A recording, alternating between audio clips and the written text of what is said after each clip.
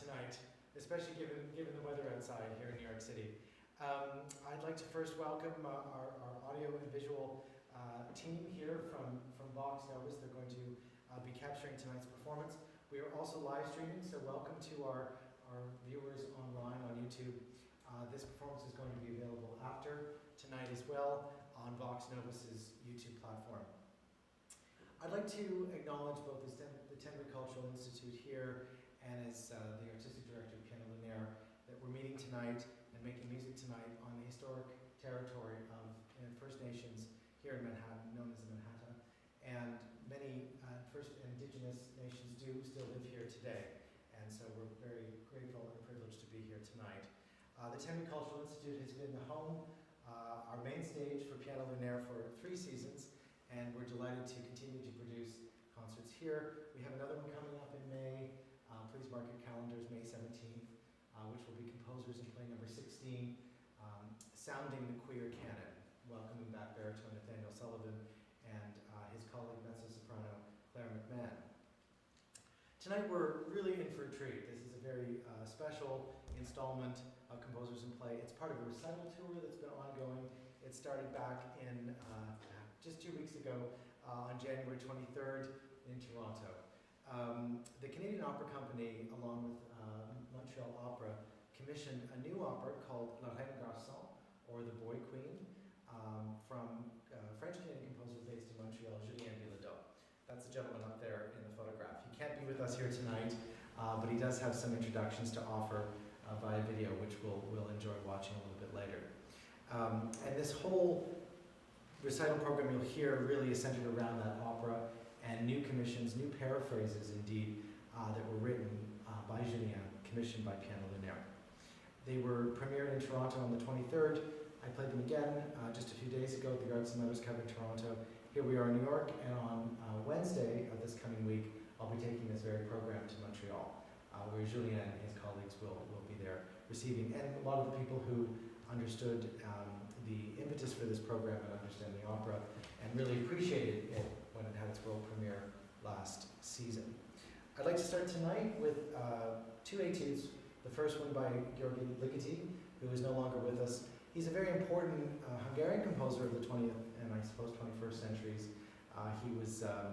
He wrote for all sorts of media, but especially towards the end of his life, he turned to the piano. So we have this, as pianists, we're very fortunate that he took an interest and wrote almost 24 etudes, much in the spirit of Chopin, Liszt, and Debussy, and Bach to a certain extent for that matter as well. This is from 1985, from book 1, and called Arc-en-Ciel, or Rainbow, and it's a rather famous one from the first book of 6 that he published. They were such a success, according to pianists and audiences, that he continued to write them.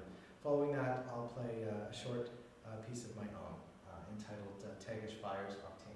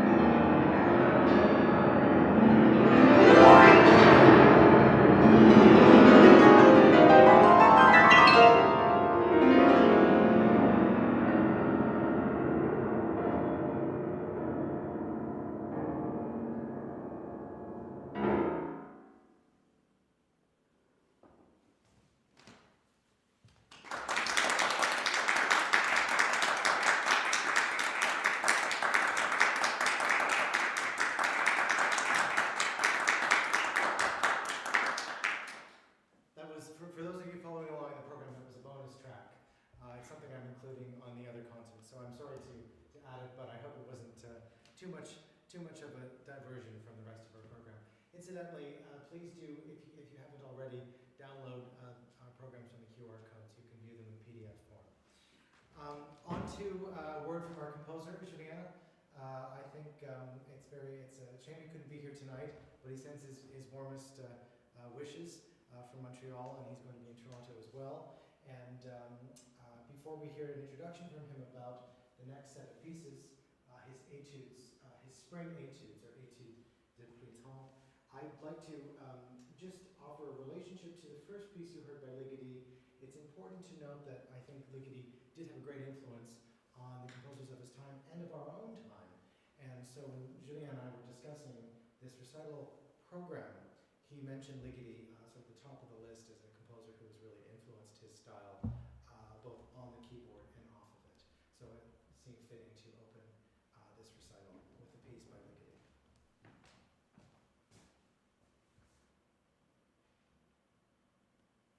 Hello to our viewers and to our audience in New York.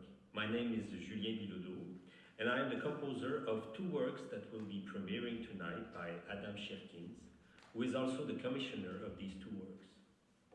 Firstly, you will hear Quatre études du printemps, 4 spring études, that were composed in 2012 and revised in 2024. These études were composed prior to my first piano concerto and are inspired by the major student strikes that took place in Quebec in 2012, later called the Maple Spring. The 4 études follows loosely the structure of a sonata form, explore virtuosity, and they are all based on a symmetric hexachord that was also used by Arnold Schoenberg in the 5th movement of its Serenade, opus 24.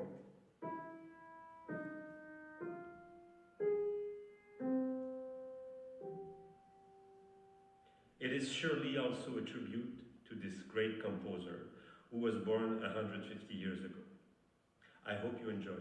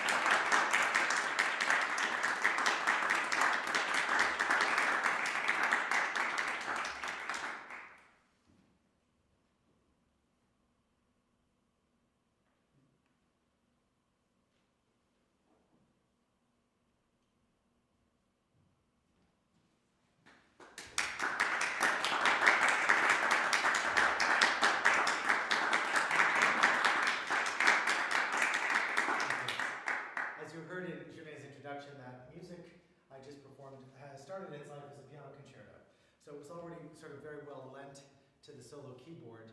And when I approached Julien to collaborate on this project, this was the music that he presented to me.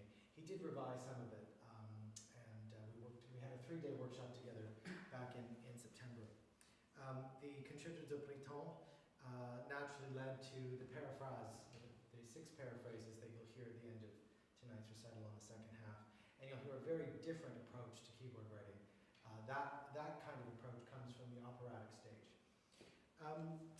In creating these ideas around the program, we had some music from Julien, we had Ligeti, as I mentioned earlier, and we also had a composer named Thomas Addis, a British composer who we featured here before. I will be playing a short piece by Thomas Addis in Montreal, not enough time for it tonight, but he's a great sort of British opera composer as well, and a very fine piano, so it was a natural fit.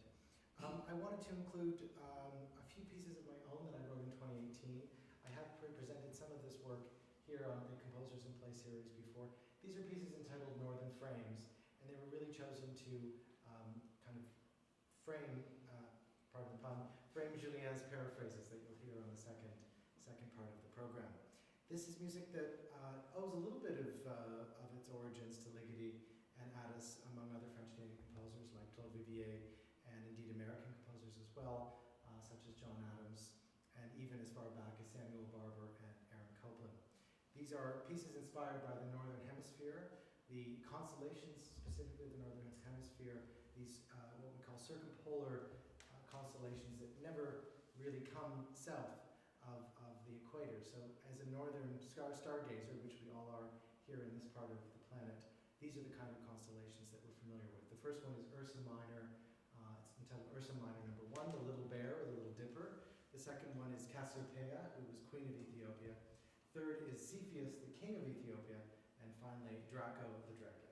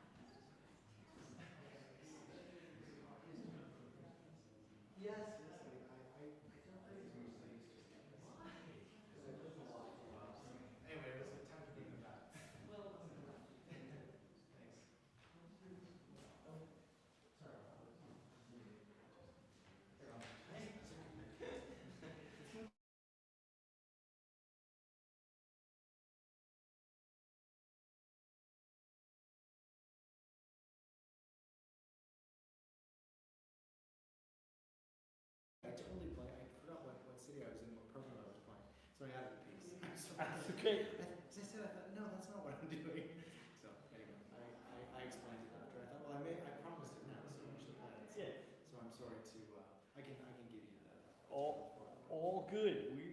Yeah, we heard the explanation. Yeah, good, good. Is there anyone on watching? Or? Yeah. Oh, Yeah, really? Yeah. We got about double the audience. Oh, really? Well, I mean, We've doubled our, yeah. Hey, I mean, these days, even if you've got 5 people watching, it's tough, right? It's a live stream, but I know my folks are gonna watch it. I don't know if Julianne's online, but, yeah, I'll check in with Kathy. and it'll grow. Yes, yes. That's the beauty of it.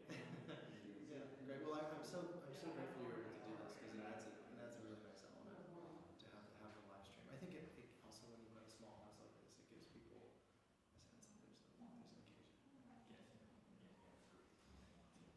All right, good. All right, I'll make sure this seemed to work well. You know what? Can I make one comment? Oh yes. Talk forward. Talk forward. Yeah. Because you're behind the. I tend to use right, and you're losing me here. Right? Yeah. Okay. So I can just keep a mark here. Okay. You know, yeah. And anything where you're not. Yeah. Yeah. You can this is. Yes. And there was a moment. I was probably when I was back here doing the tech. I was talking from here. Right? Yeah, that's all right. A little bit's okay, but. No, it's fine. I'm good too. And this camera's on. We've got these 3, right? So Yeah, I did a little overkill. Yeah. It's good to have different angles. Yeah. And everyone's kind of in the middle here. So Yeah. Great.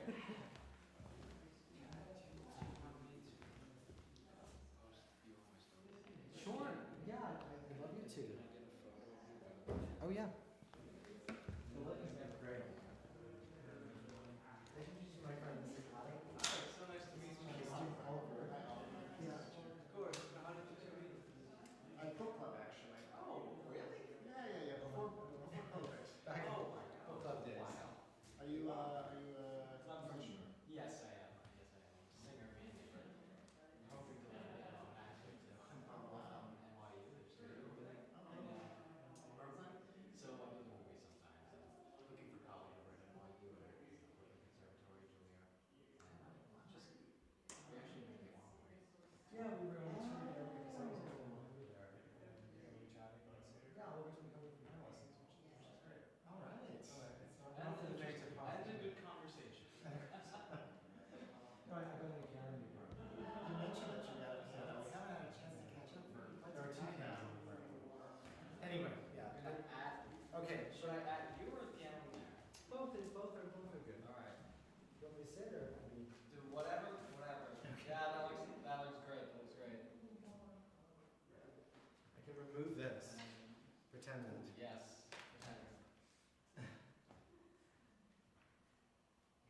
Great. Great.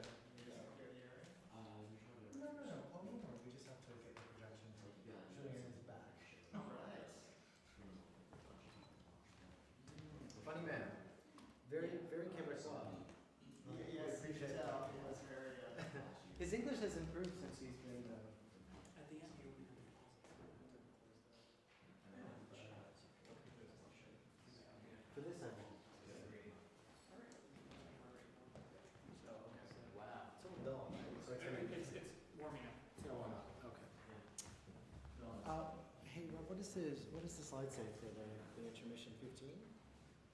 It's just, it doesn't matter.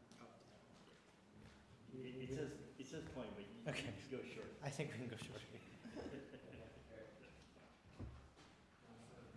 Yeah, do you want to do it once on?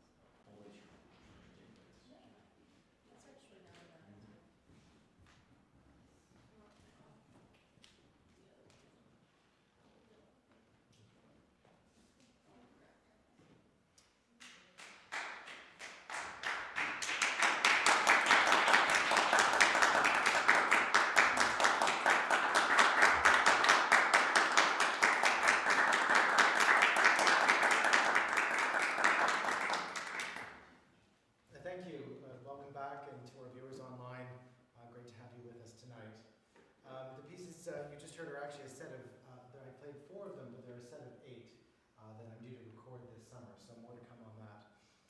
Piano Lunaire is, of course, very fond of pianos and full moons. We started our story back in 2018 under a full hunter's moon, and in the early days of our seasons, we would have a performance every full moon of the year, which proved to be quite a commitment every 28 days.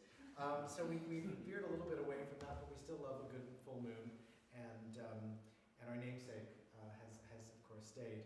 It's a reference to Arnold Schoenberg, who is a composer that Julien was talking about in the first introduction. Arnold Schoenberg wrote a very pivotal, seminal work in 1912 called Paraphrases for piano ensemble with 4 other instruments and Sprechstimme, or an actor who was sort of singing and speaking at the same time. And many musical historians believe that work launched the 20th century in contemporary music. In addition to performances at Piano Lunaire, we also enjoy commissioning other composers. Colleagues, we commission local composers here in New York. For example, we have a new commission from Jerry Miller, who used to be based in New York, but now is down in North Carolina, but spends his time between the two. That commission is being premiered at Merkin Hall on March 15th, so for those of you who are available in town, please do join us. Saturday, March 15th at Merkin Hall at 8 p.m. That's a duo recital with local pianist Anthony DeMar, It's a real pleasure to be working with them. We'll have a solo set each and then a duo set. We commissioned other composers as well from Britain and Canada, and so it was sort of a natural fit to approach Julien Bilodeau, which I did back in the spring of last year. The Canadian Opera Company doesn't have a great track record when it comes to producing Canadian opera. I know that sounds counterintuitive, but when they released their 24-25 season and included this new opera, La Reine Garçon, I was very excited and wanted to collaborate with the composer in question. The Canadian Opera Company has a wonderful venue in Toronto, the Four Seasons Centre for the Performing Arts, and within that centre they have an amphitheatre. It's a beautiful atrium space with a concert grand piano and a regular noon hour series there. We should really do the same thing here at the Metropolitan Opera, and so people can come and experience introductions or preludes or bits of the opera without having to go to the main stage, which is exactly what we did when we premiered this music on January 23rd. I came to know this work without having seen the opera, which is a funny admission to make, but Julien eventually did show me a sort of a bootleg recording of the Montreal premiere. But I came into this project on good faith and expecting that the music was going to be easily transferable to the piano. We commissioned Julien to write a single paraphrase of about 50 minutes in length, and gratefully he wrote 40 minutes of paraphrases. We ended up with a suite of 6, and he took a slightly different approach. The concert paraphrase, or the operatic paraphrase at the piano, is an old lineage, it's an old tradition and a genre that dates back to the mid-19th century. Franz Liszt really championed this genre, and he would concertize ferociously. I mean, he played an incredible amount of concerts every year all over Europe.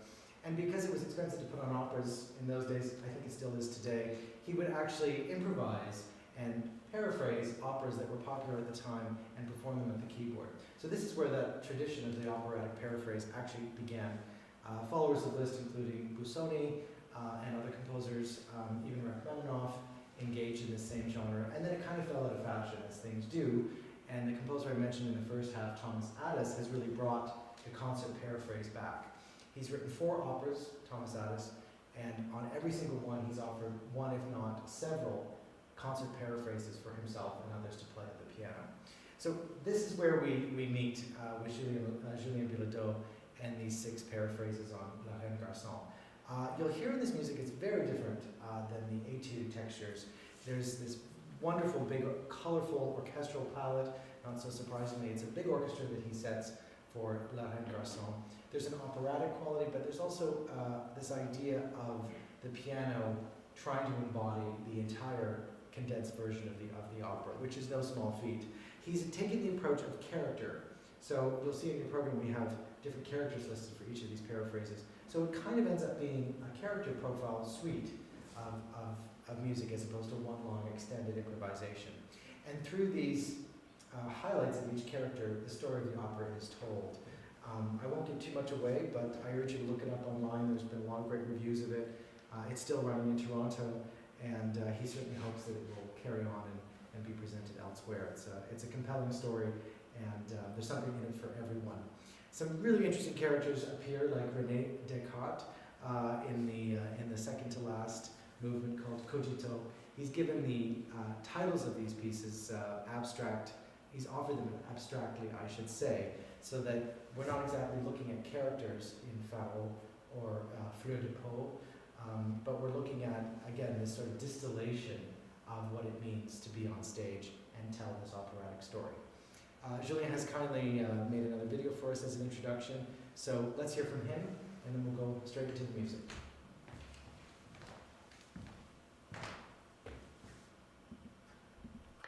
The next work is a new commission by Adam Sherkin and Piano Lunaire that was composed last summer.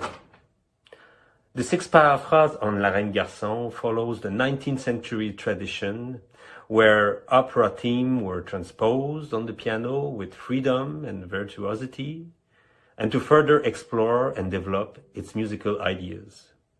The first paraphrase is titled Butor, Lout, and refer to the first suitor of Queen Christina, a coarse character without good manners.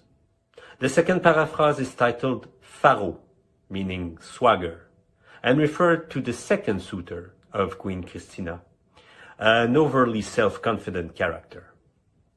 The third paraphrase is titled Kourou, meaning rat, anger, and refers to Queen Christina's mother, an irascible woman on the brink of madness. The fourth paraphrase is titled Fleur de Peau, on the edge, and refers to the feelings Christina has for her lady-in-waiting. The fifth paraphrase, titled Cogito, refers to the philosopher René Descartes. It alternates between the gravitas of its provoking thoughts and the naivety of its anatomical experimentations. The works end with libre arbitre, free will, a solemn music filled with giant harmonies covering the full range of the piano. I hope you enjoy. A solemn music filled with giant harmonies covering the full range of the piano. I hope you enjoy.